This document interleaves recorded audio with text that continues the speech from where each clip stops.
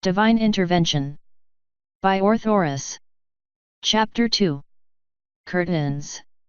Celestia tensely glanced between Atlas and Discord, who were staring each other down with an odd look in their eyes. Atlas probably did not know yet that Discord had been reformed, so some kind of hostility on his part was to be expected. What confused her, though, was the fact that Discord seemed to know who Atlas was as well. No matter what the reason for their standoff was, Celestia felt the urgent need to step in and clarify some things for her father, before things started to escalate. "Dear father, do not feel threatened by Discord's presence here," Celestia spoke up, grabbing every pony's attention. "He has been reformed and has sworn off from his evil ways, thanks to Twilight and her friends." "I know," Atlas relied casually, much to Celestia's confusion. "Oh, who would have thought I'd seen the day," Discord said, slowly floating to the ground. Where Celestia is at a loss for words and is constantly being outplayed by one that is even better at the game of deception she oh so likes to play. "I've had more practice than her," Atlas said. "I also know her pretty well, considering I've raised her. She's like an open book to me." "Is that so?"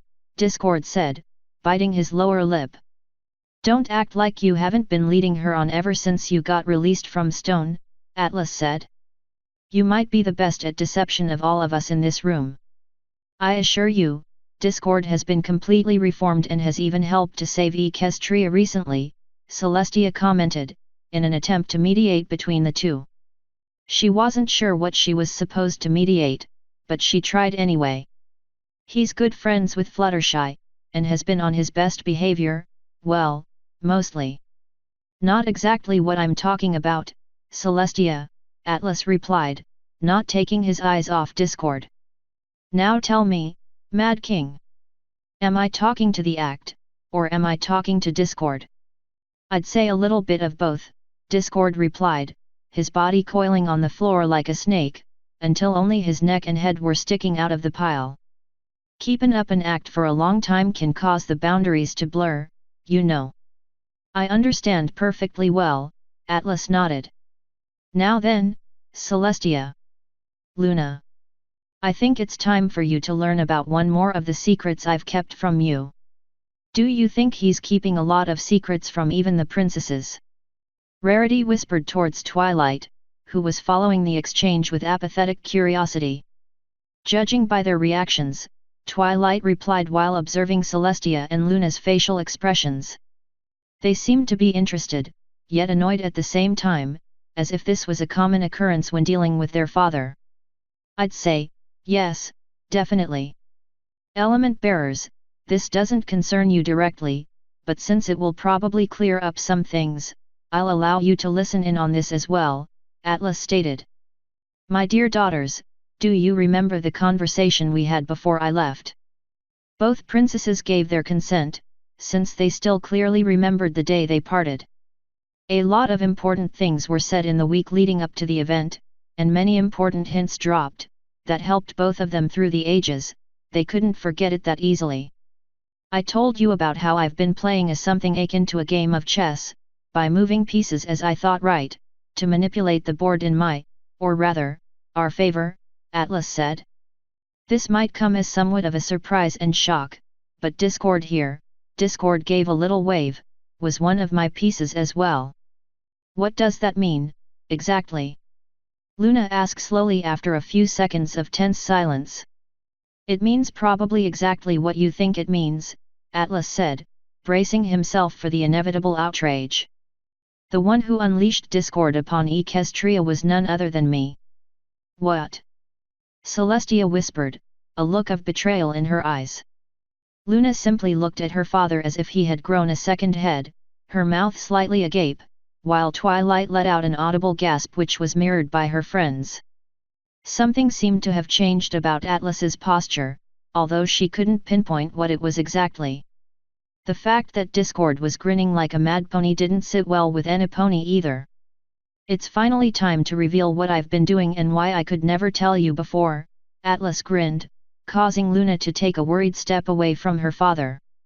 "I needed you two to become alicorns and make an Equestria a country thriving with magic," so I could ultimately usurp the whole thing, drying it empty of any and all magic. I'm sorry, but that's the only way to power the spell I've been developing. You can't be serious. Celestia cried out loudly while every guard along the walls assumed defensive positions. Father! Luna pleaded silently. I hate to break it to you, my dear princesses, Discord said, coiling himself around Celestia and bopping her nose. But I'm afraid you've been played. And dare I say? You lost spectacularly. Come Discord, it's time for us to go, we don't have any time to lose. Atlas said, getting up from the floor and dusting off his coat. Discord teleported over to Atlas, but when he reappeared he had shrunk down considerably, almost looking like a young child that sat on Atlas's back, similar to how Spike would ride on Twilight's. It was a pleasure doing business with you, Atlas said, making a deep bow. And thanks for all the fish. Discord called out, an instant before they both vanished in a bright flash, their manic laughter ringing in every pony's ears for a few more seconds. Every pony in the room seemed to have frozen on the spot, staring at where the apparently criminal duo just stood. Luna had a 1,000-yard stare, a few tears already building up in her eyes, while Twilight and her friends, who already had problems keeping up before this, sat there slack-jawed.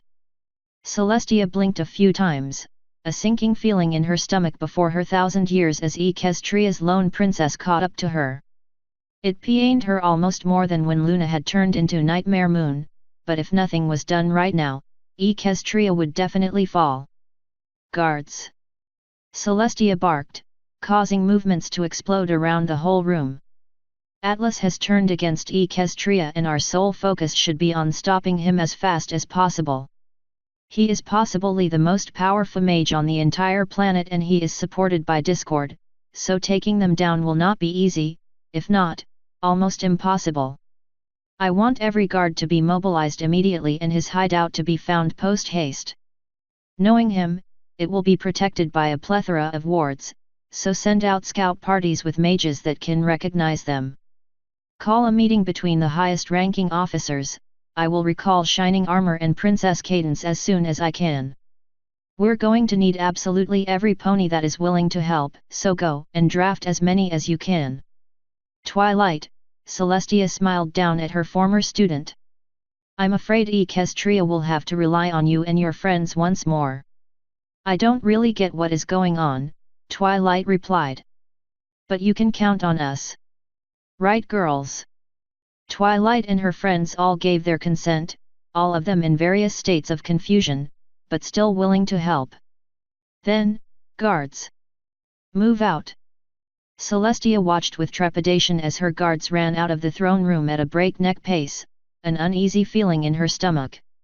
Atlas had always been an incredibly capable combat mage, and now that he had over 1,000 years of constantly using his magic backing him up, his mana pool must have grown to unfathomable size, which would allow him to unleash devastating spells.